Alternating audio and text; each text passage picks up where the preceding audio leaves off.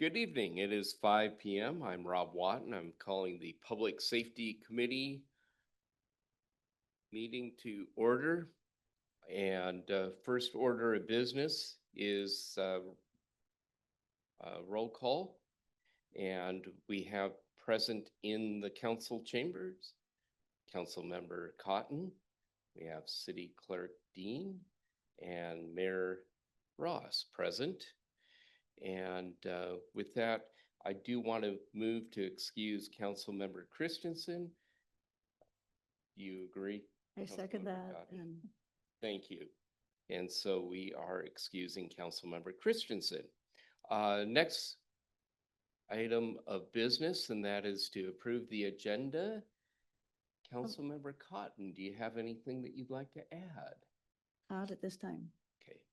I would like to add on from Chief Harese, a update on just our ongoing e-bikes discussion and just kind of giving us where things are at and our next steps going forward with that. Is there any objection? All right.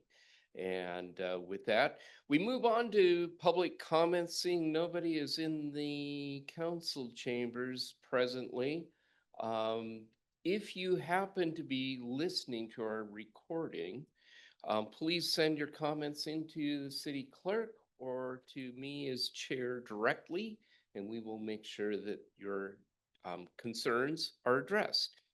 And with that, I close public comment and we move on to the approval of minutes from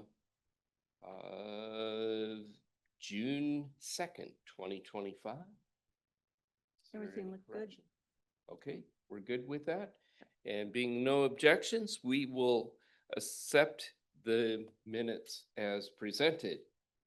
And with that, we will move to Chief Bailey and the 2024 Fire Department Annual Report.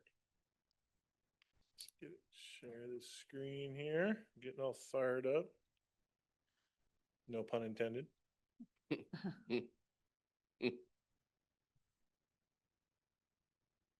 There we go. Good evening, Public Safety Committee. This is, I just wanted to take some time to highlight some of the things in our annual report. I do apologize. It took a little bit longer this year. We were waiting for some numbers from accreditation. Bellevue, City of Bellevue was helping us out with some of our accreditation numbers this year. And so, you know, we were a little bit having to wait for them to kind of catch up and had some free time in their schedule. So unfortunately, it took a little bit longer to get out this year, but as you know, I think we do a pretty good job, and you asked some really good questions about what's going on throughout the year. None of the information here should be a surprise to you, but there are some highlights that I would like to point out as we go through this, and this is a public-facing document that will eventually be placed on the city website, available for the public to read. So, and please, as we're going through this, if there's anything that we have any questions on, with your permission, you know, feel free to. Oh, the guys are going on a call up on the ridge. We'll silence that. Okay, so this is information from last year, from 2024. You know, we just start off with, just give a little bit of a brief summary, just kind of highlighting some of the things that we did this year. I made special mention of some of the staffing challenges we had last year, as well as how, with your guidance, we were able to solve some of that for 2025 with the addition of the 3 new FTEs. So we made sure we highlighted in there as something that was done last year to help out this year. Talked about our call volume, and then also just kind of briefly hit on the reaccreditation that we did in August. So this is obviously the org chart for last year. Next year, we're going to have another box on the bottom for the extra FTE we added per shift. But this is just a snapshot of where we were last year in 2024 with myself, the administrative assistant, deputy chief, training officer, and then the 3 shifts and the volunteers per shift. Okay, so we're going to go into responses. As you know, we ended the year with 1,715. 50% of those were emergency medical calls related. After emergency medical calls, the next biggest was 24%, which was our good intent calls. And really what makes up those is our canceled calls. We probably have a higher instance of canceled calls than most areas, and that just has to do with our mutual aid that we do have with Eastside. We may be we may be dispatched out, but then we're canceled right away because they're able to come up on the air, clear the call they were on, and take the call. So that's mainly why we have a higher canceled call, or in this instance, it's considered for the National Fire for the NFPA reporting purposes is 24%. Those are good intent calls. You can see there, our fire instance is still pretty low, 3%. And then, false alarms, those usually are the automatic false alarms that we would have for commercial alarms at some of our businesses. Then we have a little snapshot of our call volume. We had a 9.1% increase in call volume from the previous year. We had a little bit dip in 23 and then went back up again. So we realized a 9%. If you look at it over the last couple of years, we averaged about 168 calls increase per year. Take out COVID because, we dropped a little bit abnormally because of COVID, but that's generally what we've been seeing over as an average over the last couple of years. But we did go up 9% this year to, again, our highest that we've had. Most of our calls, just for those that are interested, Friday is our busiest day going into, Friday, Saturday, the weekend. Sometimes you'll see higher. Monday is our lowest. And then the call volume is usually busiest during the middle of the day is where we see most of our calls. Obviously, when people are sleeping, we don't have as many calls. So that's where you're going to see that dip at night. But usually we're the busiest kind of during the peak parts of the day up until the afternoon, evening time. And again, I think that is pointed out sometimes when you look at our call volume for the summer is, that's when obviously when we're the busiest is during those middle days when we see the most amount of visitors in the city, enjoying the falls, enjoying the businesses downtown. Mutual aid for last year. I know you're well aware of how mutual aid works, but just how it worked out is we ended up with 54% of our calls were Snoqualmie, were just our units responded on. 31% was where we went mutual aid with another department. Most of the time that was in the east side, but we did go Falls City and also up to the pass a couple times. And then 15% of our calls is where another unit came into the city and helped out the city of Snoqualmie and helped out with our responses. We also point out there at the bottom, we talk about transports. We had 370 transports last year from patients out of the city of Snoqualmie. Or excuse me, I said that wrong. 370 total, and of that, 75 were outside. So those were mainly when we were on calls in Eastside's area. We did transport patients if we were available, and then we realized a benefit from that by having the transport fees from those patients. Response times, these are the charts that we use for our accreditation. This is what we were waiting on from some of the help from Bellevue to get for us. We just put in the response charts for our low and our moderate response for fire, because those are where you'll see most of our calls. Low is the basic single engine response. Moderate would be a couple more units, and then a high risk would be our full effective response force. We didn't put that chart out here just because we only had one or two of those for last year where we had that full response. Also did the same for EMS.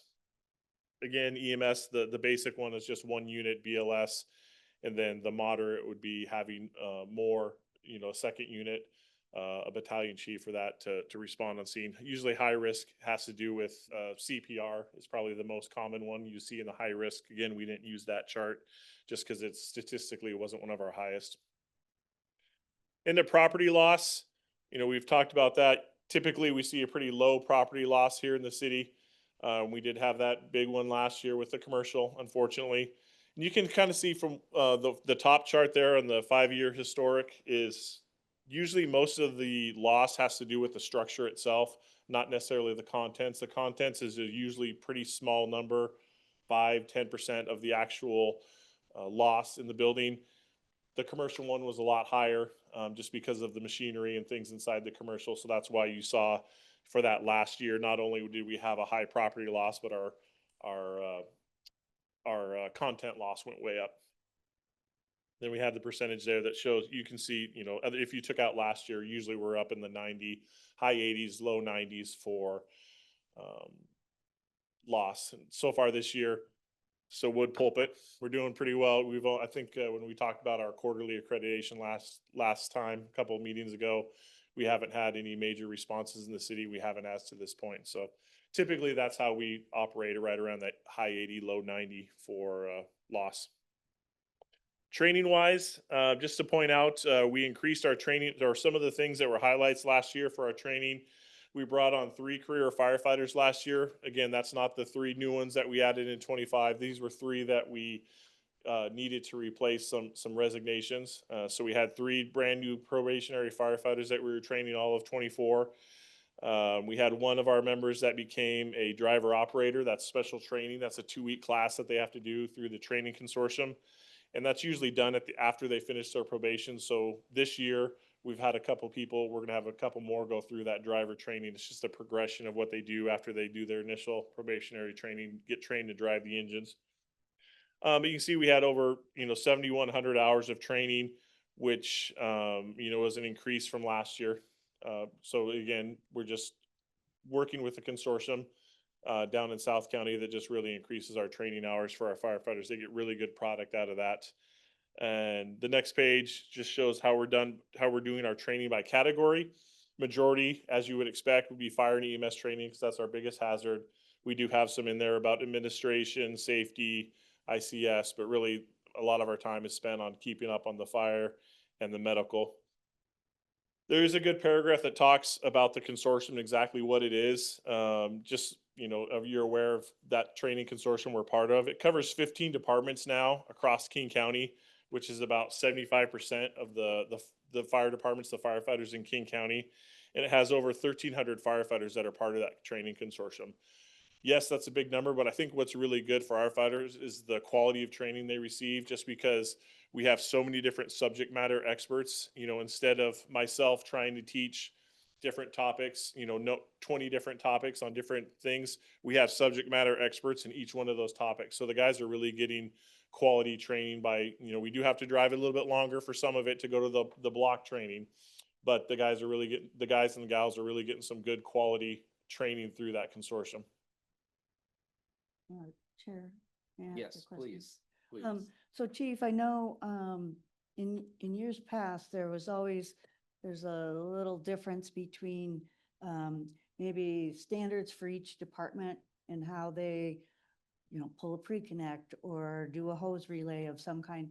Are things pretty much standardized now between all the departments, or is there still like the Snoqualmie way or in the Bothell way, and on certain things that while they go to the probies might, attend training, then they come back and we, kind of re-educate them in how we do it within the city or That's another great question. That's another benefit of the consortium is I'd say for the most part, 90% of the fire training is standardized between all the departments. They're standardized hose lay, as much as you can. Some of the engines are a little bit different, so you have to vary it. But for the most part, the hose lays are standardized, how we respond. So when you show up on scene, it doesn't matter whose patches is there. You could say, I need this, I need an 1 3/4 taken to the front door, and you know exactly how that's going to occur and what to expect. When you're doing a search and rescue, it's going to be the same thing. Everybody's going to operate the same. So I think that's another real big benefit, especially part of the reason why when we first started out with the consortium, we went by ourselves because we had a need, but then also Fall City and East Side joined the next year. And I think that's really, been a benefit because our guys working, our crew members are working with East Side hand and foot in Fall City, where exactly, it doesn't matter who it is, you could plug them right in. And that is a huge benefit from getting that standardized training. And it also has to do with, not only are we standardizing the training, but we're also standardizing the run cards, which I've talked a little bit about before with accreditation, so that everybody gets the same type of response, no matter where you are in the county. So that really helps the incident commanders know that they're going to get X amount of rigs, X amount of firefighters, and they know exactly where to plug them in. They're working with the same communication module. It used to be called Blue Card. Now they have a version through the training consortium. It's the same idea though. They're all talking the same. They're all sound the same on the radio. The terminology is the same. So I think it's really a big step forward to have that training consortium. And the goal of that consortium is eventually get all of King County if that's possible. There's some big players, Bellevue, Shoreline, some things like that we still have to work through on our half of the county. But down on the southern half in South County, they're all part of the consortium. I think the only ones that aren't would be the airport, I think is the only one that's out, King County Airport. And as far as the equipment, um, are we pretty standardized now as far as air packs? I know that was a big controversy before. Between the Air stock- packs are still not standardized. Our neighbors were all on the same air pack, so the majority of the people you're gonna see on a fire call, we all have the same air pack, the MSAs. Uh, but, But for the RIT, but for, yeah, but Yeah, for written.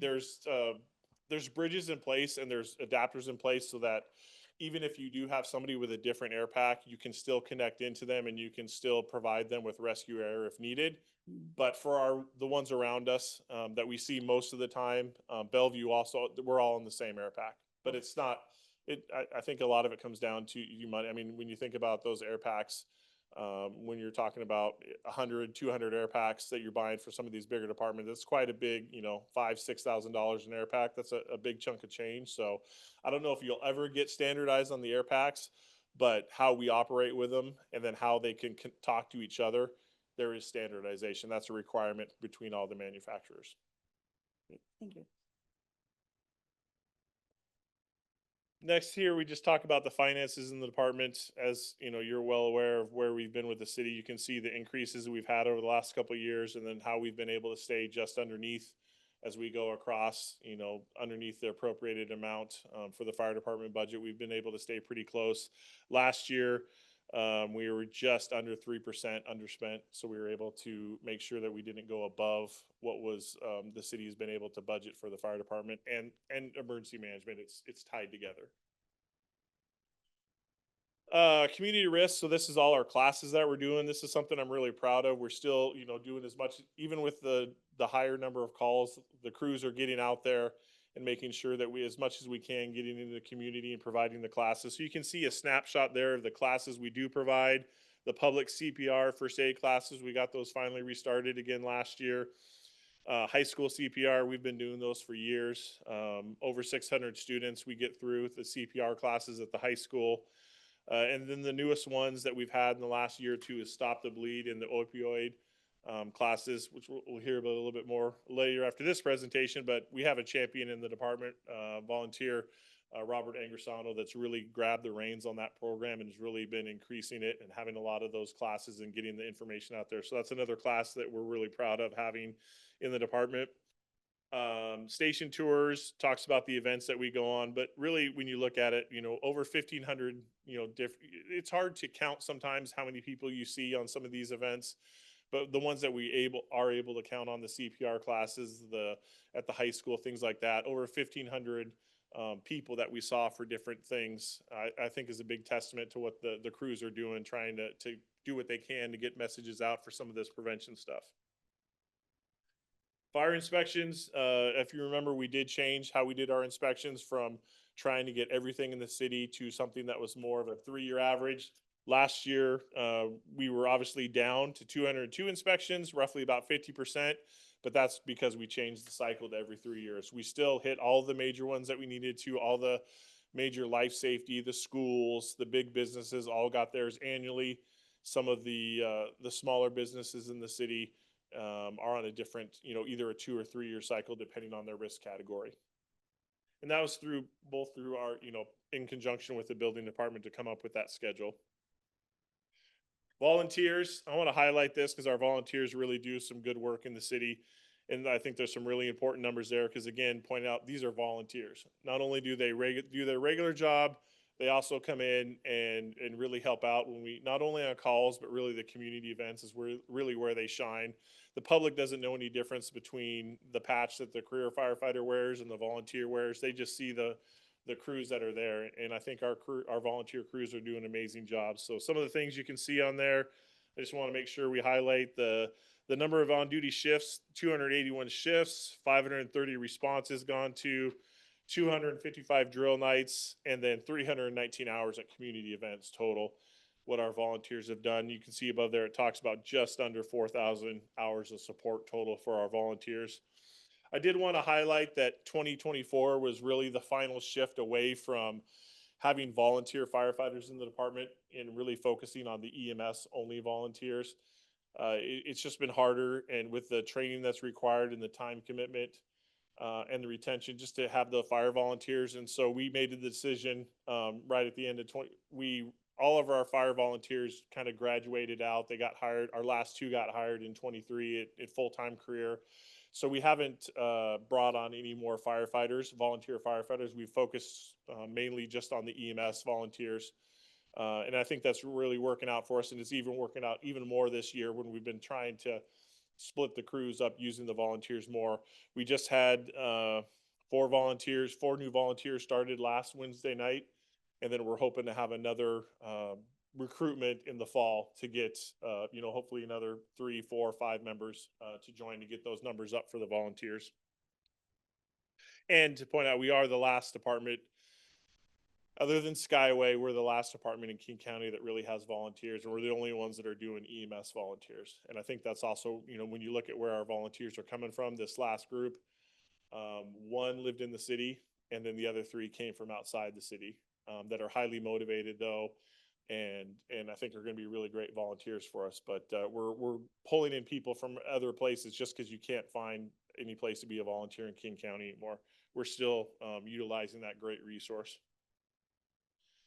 The next part in the the annual report, we do talk about emergency management. Again, as you know, although it's 2 separate budgets, it's all managed really as part of the fire department through my office, both the emergency management and the fire department. So you can see in 2024, we had no full activations.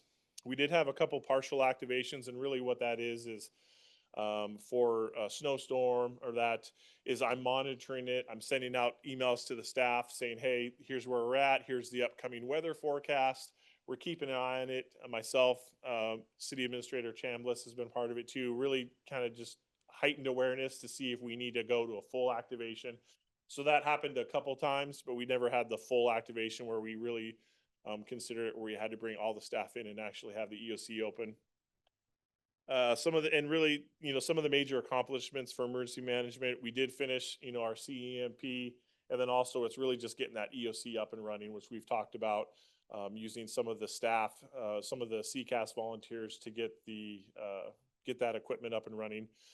I would like to point out that one of the main people in the CCAS group that was kind of a driving force behind it, his name is Doug Dickinson. He actually passed away 2 weeks ago after an illness, which is a big loss for that group. They're still trying to, we're going to see how that impacts us the next couple months. But he was one of the driving forces. He'd been in emergency management, fire service, 40, 50 years. And he was really one of the ones that started that group back up again, and I've been working with. And so that's a big loss for the department that he passed away after a long illness in the hospital 2 weeks ago.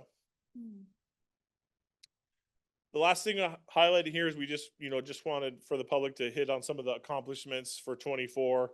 You can see reaccreditation, added 3 firefighters to fill vacancies. We did obviously hire our deputy chief last year about this time.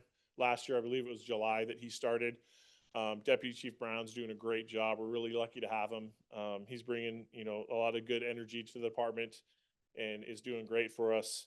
4 new volunteers last year, completed our strategic plan, and as part of that, updated our standards of covered and community risk assessment.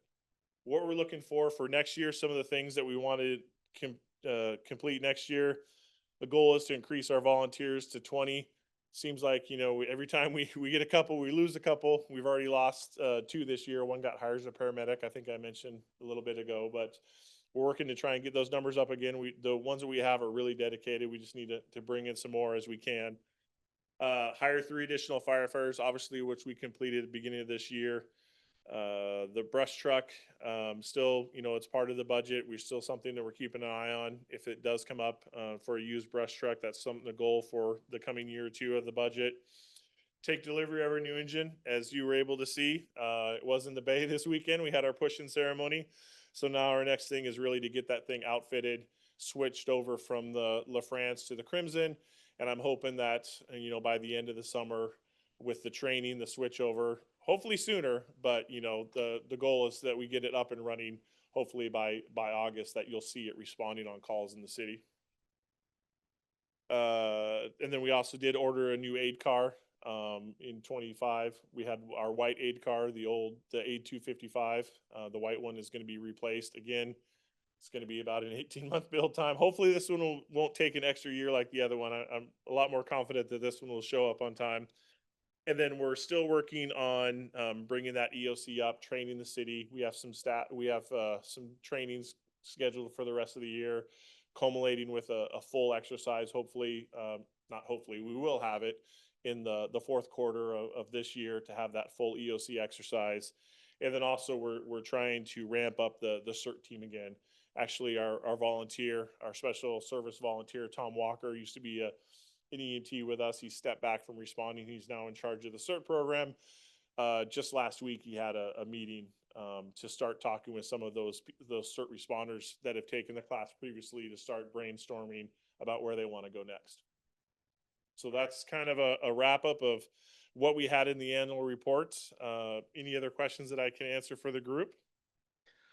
Well, Chief, I just want to call out a few things, Chief Bailey. First of all, huge amount of gratitude for the volunteers. 120 hours each of training. That's probably about 30% of their time, if not more, just training to be ready. 250 drill nights, 255, 400 hours of training for our career firefighters, EMTs, which is about 20% of the time. Work on the consortium so that mutual aid becomes more beneficial for all of us. So deeply appreciate the work that your department has done on that. And then finally, the outreach, the classes, the schools, tours, events, and fire inspections, all to make us safer. And I think that, as taxpayers, we deeply appreciate having such a vibrant and responsive fire department. And we saw it even on Saturday. I was timing, it took about 1 minute and 30 seconds for your team to be out to the unit. And I know that our response times are some of the best there are anywhere. So it's benefit of having a local fire department that's city run and something that's pretty darn special. So thank you very much on all that. The new truck is beautiful. And I'm sure that you can hardly wait to have that fully in service. Yeah.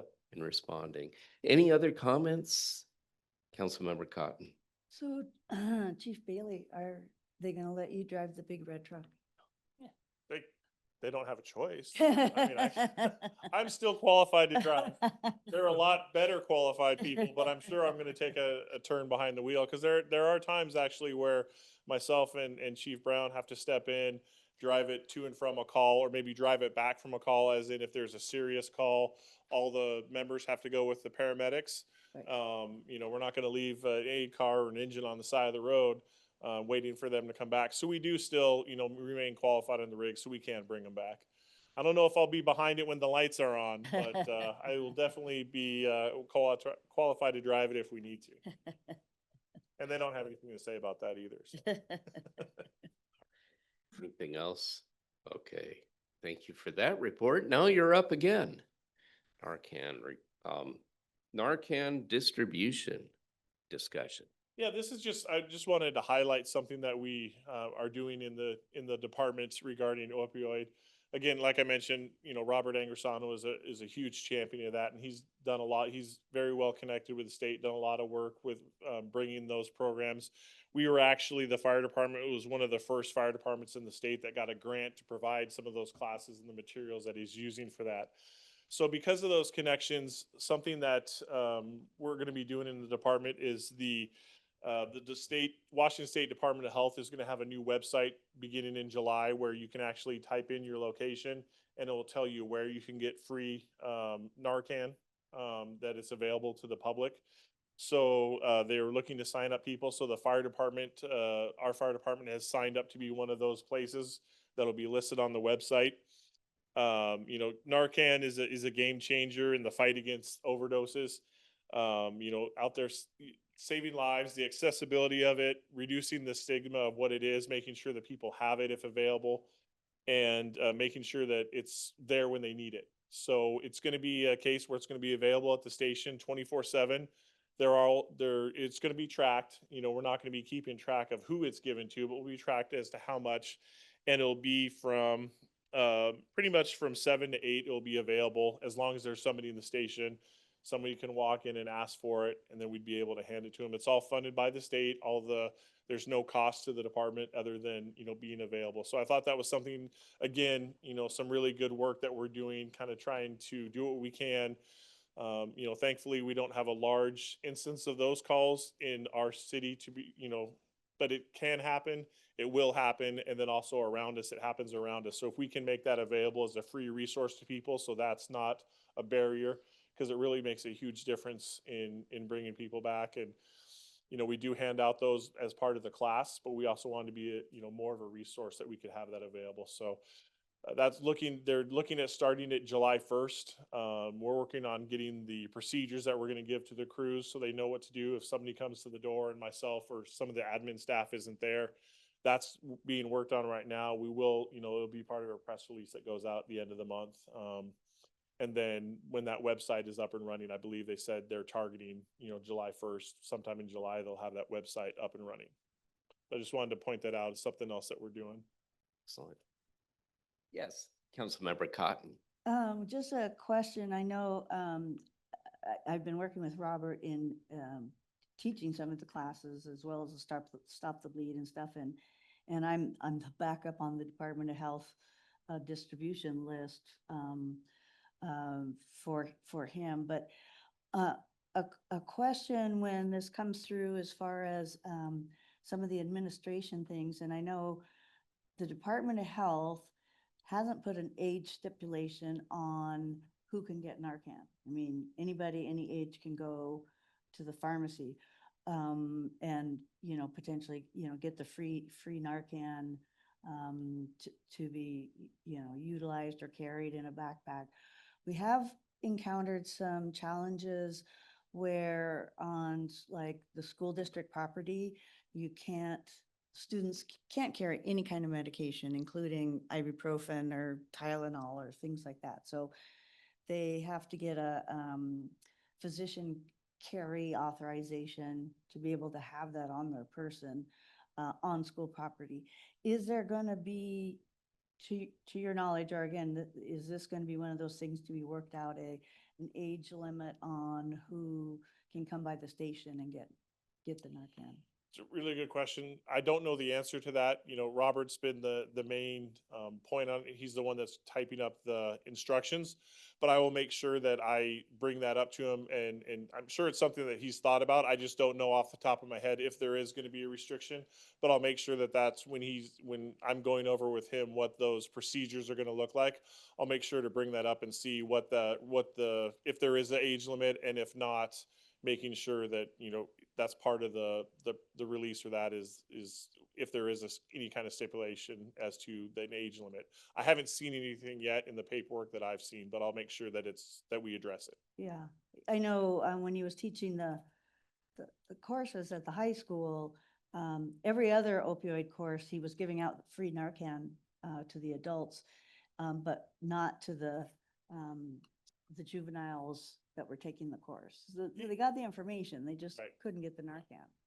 Yeah, I'll make sure that we try to influence that and see, that we can keep that number down. Yeah. That age limit down, if there is one. Perfect. Anything else for the good of the order with the chief? Chief Bailey, thank you very much. Thank you. Okay, I'm going to call on Chief Haracy to, I don't mean to put you on the spot, but I do know that there were some concerns that came up at the last Public Safety Committee meeting, and there's been some progress. So I'm looking forward to a quick update. Well, The- good evening. There, there were two items. Just let me help cue this up. The first one was the speed zones around the schools, which between you and Public Works addressed. Park Since Street. Parks, Yeah. yes, Park Street. And then the other one is the ongoing concerns around e-bikes, sir. Yes, so we have flashing lights working on park now for the school zones. We're also looking at what it would take grant wise and if possible to get some more lighting for Meadowbrook area in front of the high school there. Part of that, we're working in conjunction with Public Works on that. Not going to happen like tomorrow by any means. But it is something that we're working on. We've also increased our emphasis, which Sergeant Weiss discussed at the last meeting, just kind of giving you an update on what he's been seeing. That hasn't changed. We're still out there, writing, stopping cars, writing tickets or educating based on the circumstances. So that enforcement is still going on. Public Works is also working on some other ideas. I'm not gonna put the cart before the horse on that one and speak for what they can do, but we are working on some other ideas. Last year we put in temporary rumble strips. We're just trying to figure out how to make it more of a permanent fixture, and make it fit within the budget and things like that. So that falls in their realm, and I'm not gonna step on their toes, but once we get a little more on that, then we will bring that to y'all to make that a little bit more permanent. The temporary ones, we expected those not to last long, especially once the snow hit and the plows started going over it. Those just come right up. They do help. They're not gonna completely solve the problem. So there's a lot of moving pieces there, enforcement, addition of lights, activating the lights that were there. Last week we were out there tweaking some of them and just making the times work. We had one that stopped working on us, and that's part of the game, where we just have a continual progression in making things work. E-bikes and e-motorcycles. I think we need to start clarifying a little bit better. Our biggest concern right now is we have more issues with e-motorcycles than we do e-bikes. The e-motorcycles are those that look like dirt bikes. I got multiple emails over the weekend. They're always coming in. We get calls on them. What I'm going to do is we're encouraging everybody to call when it's going on. Emails after the fact, I can't respond. I can respond to the email, but I can't respond to the issue. And so we're asking everybody, and I'm replying to everybody, if you see something, call us, we'll address it. I know, for example, and I'm not going to put the mayor on the spot, but she called one in and we located the young juvenile operating it and had a discussion and, kind of addressed those issues. We're starting with an educational thing. We are also looking at updating our city website and putting more information on it under the police side, where it talks about e-bike and e-motorcycle safety requirements, things like that. One of the things we're going to be focusing on is the RCW itself, because e-motorcycles themselves are excluded from our ordinance. So they fall under the RCW. And in order to operate one, you have to have a license, you have to have it registered, and you have to have a motorcycle endorsement. So we're going to start working on that and really putting an emphasis on that. One of the things that we do have to do, and I'm working with the city attorney Burke on, is what that looks like. But we are starting to put those out there, and all of that, for those who are interested, those requirements for motorcycles or electric motorcycles falls under 4661-705 under our RCWs. And that's any motor driven cycle, which is how it's worded in the law, that exceeds 750 watts. So, and in happenstance, I also started researching some of these because I've never owned one. All of the e-motorcycles or electric motorcycles or motor driven cycles, however you want to word it, are stamped with a VIN, which makes them a motor vehicle, which is why they fall under the laws. One of the things that we're going to start enforcing, and I've still got to work through some things with the King County Prosecutor's Office. But one of the things we are going to start enforcing under the RCW is operating them on sidewalks. That falls under RCW 4661-606. No person shall drive any vehicle upon a sidewalk or sidewalk area except upon permanent or duly authorized temporary driveways. So no sidewalks, no driving down the road or down the sidewalk at Center, not on the sidewalk along Ridge or the Parkway or any of those. So we're going to start doing a lot more education on that, putting out some notices.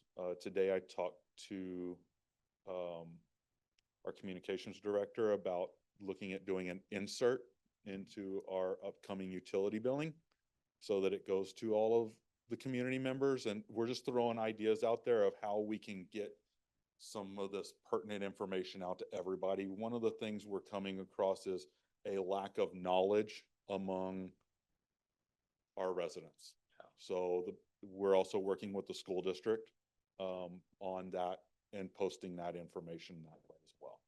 So there's a lot of moving parts. On the motorcycle side, we have to follow the RCW because it's excluded out of our ordinance, which we are still working on the ordinance portion with our city attorney and how we bring that to y'all. And if we make any changes to that or if we leave it under the RCW as it is. So a lot of those moving parts. Okay, thank you. Councilmember Cotton. So kind of the last information that you had passed on was the King County prosecutor is not going to prosecute anybody under 16. That they are not with the motorcycles, since they would have to be operated on the road. So they do have to have a driver's license. And can you get a motorcycle endorsement at 16? That's a good question. I've never actually applied for motorcycle endorsements. But I believe after you get your permit and you've offered you're out of your time frame, your probation time frame on that, you can, but Okay. I'm going to do a lot more digging into it. There's a lot of research going into this because we have to do it right. And obviously we don't want to be the first in certain areas. And I have to work with the prosecutor's office on this. So in making sure that they are on the same page, I said it in the last meeting, I've said it in, I've vocalized this to the community members, communicating a need for change with Councilmember Perry to take this up the council, the King County Council's agenda and making sure that we can kind of help get some support from the prosecutor's office in this. The juvenile side of things is a lot different than the adult side, and it's a battle we fight just on regular criminal charges, much less any motorcycle issue or a driving issue. However, there are laws on the books that, if we have to send it and we get the decline, then we figure it out from there. But again, we have to do something.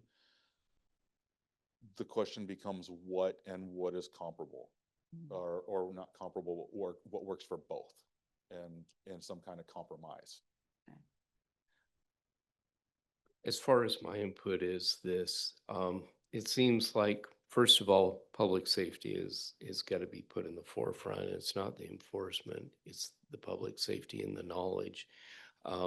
What I've observed is these tend to be like 14, 15-year-olds that are the biggest challenge for our community. And the other piece to that is, so oftentimes they're on the sidewalk, they're not in the street, but then they cross the street, and that's where it becomes a safety concern. And I think that if we could put our focus on doing like videos that could be shared out on social media and just emphasize, I think that if you do it frequently enough and often enough, hopefully some parents will take notice to it. and you know, you can put it on the city's website, but I think more importantly, just the social media share. And I think most parents are either Instagram or those that are closer to my age or Facebook, is what I'm finding out. But I think if our communications come out that way, it'll be more effective. I know that we put things in our billing flyers, but I'm kind of questioning if those things are really going to be noticed as much as a couple videos done by our staff. So we've done several things already, and we've continually pushed out messaging on e-motorcycles, e-dirt bike, or the e-bikes as a whole, the Yeah. class ones, twos, and threes, along with other things such as golf carts in both communities. Hmm. From both, not only on the police department's social media stuff, but in both cities. What we're looking at is taking it to that next step, working with the school district through the parent portal, because that hits the parents directly. And then and taking it to that next step where we're hitting everybody in the community with Snoqualmie with an insert, because it's going into their utility billing. And it's just a thought at this point, but not getting we're putting messages out on Facebook and other places, but it's not getting there because kids and parents have both told us, well, we didn't know that. Yeah. And so putting it out just on one platform or putting it in the Snoqualmie Valley Record, for instance, isn't hitting, it isn't getting it out there enough, or we wouldn't be seeing an increase in problems. Right. So we're just looking, we're having to think outside the box on how we're gonna do that. And again, it does come down to safety. One of the last emails I got over the weekend was somebody from somebody who almost got hit on center because they rounded the corner. Whether this looks like I add emphasis and create an extra patrol for officers to be out on center, for example, and try to start doing a little more education or around community park now that there's a lot more kid presence there with the splash pad, things like that. I'm not sure what that's going to look like. And I don't know that that's going to solve the problem. We're also talking about maybe updating some signage and putting something for no electric bikes on the sidewalks or trails and things like that. So those are things that have to go through Public Works as well. So we're starting on those ideas. We've started having these bigger conversations. And again, it's not something that takes, that happens overnight. We would have to make signs. We'd have to figure out where we're going to mount them, things like that if we went that route. What I'm looking at right now is how can we get the message out sooner than later? And by adding things onto our website and basically laying out those, what is permitted, especially since the RCW is really clear on it. And they have to be road legal. It's no different, whether it's electric or gas, it's a dirt bike. And if you can make them street legal, but they have to be completely functioning. You have to have the licensing, you have to have a license plate, turn signals, brake lights, all of those things that go with it. So I'm not saying it's not possible. However, and I can see some people doing that, but then we also have to look at that age thing. And the key factor is is the prosecutor going to get on board with all of our communities, especially on the east side, that are having these problems. And I'm hoping that between, communities such as us, Mercer Island, Clyde Hill, Medina, Bellevue, Issaquah, that the same message is being pushed to the King County that goes, we need your help. And it's time for y'all to start helping us. That is the key message, because people don't want to see kids in trouble, but I also don't want to respond to one who just got hit by a car and I have to do a notification to a parent. I said that a couple of meetings ago when we discussed it, when we had several parents here, and that is one of our biggest fears. And, we get emails all the time. It's not a matter of if it's going to happen, it's a matter of when. And it's time that we start addressing this, and we have to address it at the court side as well. I mean, I can enforce stuff all day long, but if the court doesn't follow through, then it makes it really difficult for us and for y'all. One final question. Sure. Somebody calls what number should they call? 911 or 425-888-3333? Well, I think if it's an emergency situation and something's just happening, always call 911. When in doubt, call 911. Dispatch will send it out accordingly. And if it's something where it happened and the kids are still in the area, then the non-emergency line is fine if it's not actively happening or somebody's not hurt, things like that. But when in doubt, 911 is there for a reason and anybody can respond by utilizing that number.